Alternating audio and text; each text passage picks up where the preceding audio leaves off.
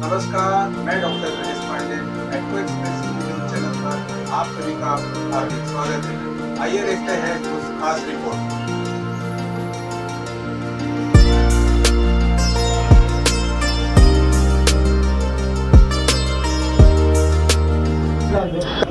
अच्छी खबर के साथ जैसे कि आप देख रहे हैं हम नेवाली चौक पे खड़े हुए हैं। हमारे पीछे है ट्रॉफी विभाग की एक छोटी सी चौकी, जिस चौकी में न जाने आए दिन कई लोगों के ऊपर कार्रवाई की जाती है और कई लोगों के ऊपर कार्रवाई नहीं की जाती। वो पैसे अपने सीधे सीधे जेब में रख लिए जाते हैं। जैसे कि अभी थोडे टाइम पहले हमारे पास एक व्हिडिओ आया आहे। नमस्कार, आपण इथं दुकान आहे आपली? हां, आपलं दुकान. आता इथं जे ट्रॉफिक कर्मचारी आहे ते व्यवस्थित डेली असेच काम करतात? हे असे कामं होतात. म्हणजे काय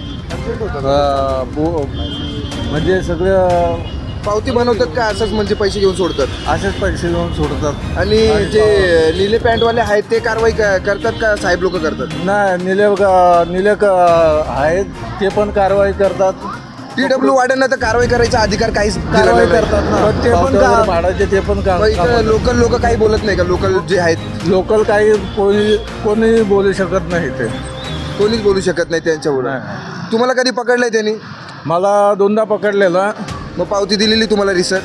नाही, मी पावती म्हणजे मी इथला हे आहे ना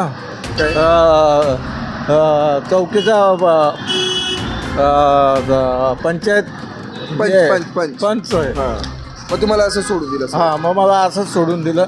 पण माझ्याकडे संपूर्ण म्हणजे कागदपत्र असतं. ओके असतं. ओके असतं. आणि बाकीचे जे येणारे जाणारे लोकांवरती कारवाई करतात. आता माझ्याजवळ असाच एक व्हिडिओ आलेला आहे का त्यांनी पैसे घेऊन त्याला सोडलेलं आहे, 1000 रुपये घेऊन त्याला सोडलेलं आहे.